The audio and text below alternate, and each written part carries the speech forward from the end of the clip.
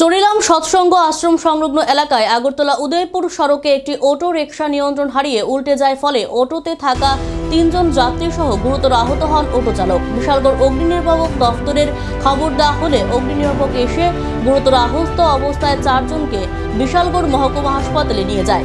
বিশালগড় মহকুমা হাসপাতালে কর্তব্যরত চিকিৎসক গুরুতর আহত মহিলাকে জিবিপি হাসপাতালে রেফার করে। জানা গেছে, অটোটি বিশ্রামগঞ্জ থেকে মধুপুরের উদ্দেশ্যে যাচ্ছিল। অটো চালক সহ গাড়িতে থাকা যাত্রীরা সড়কে ছিটকে পড়ে যান। আহতরা হলেন চালক শঙ্কু রায়, ছায়ারানী দেববর্মা, দীপক দেববর্মা, পরেশ দেববর্মা। এখন জনসাধারণের মধ্যে ভয় আর একটাই প্রশ্ন, কি করে বন্ধ হবে এই জাত সন্ত্রাস? আমরা বিশালগড় ফায়ার সার্ভিসে বলাইছে যে চরিলাম বাজারের ডাউনটার মধ্যে একটা অ্যাক্সিডেন্ট হয়েছে। অলরেডি আমি স্টাফ নিয়ে গেলাম, গিয়ে দিয়ে একটা অটো উলাইছে। অটো থেকে তারা 3 জন আমরা পাইছি, ইন্ডেড তারা 3 জনের আমরা নিয়ে বিশালগড় মহকুমা হসপিটাল। এখানে দেখা যাচ্ছে যে 4 জন লোক, একজন মহিলা 4 জন লোক। আপনারা কত জন?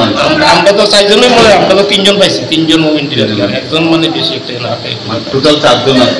টোটাল 4 জন আছে। ইনজুর্ড কেমন? ইনজুর্ড একদম সিরিয়াস কন্ডিশন। আর নামগুলি পাইছেন? নামগুলি পাইছে, একজন শম্ভু রায় 46 বছর, একজন আছে পরেশ দেববর্মা 40 বছর, আর ছায়ারানী দেববর্মা 35 বছর। গাড়ির নাম্বারটা? গাড়ির নাম্বারটা তো আছে, আমি বাড়িয়ে দিতে পারবো।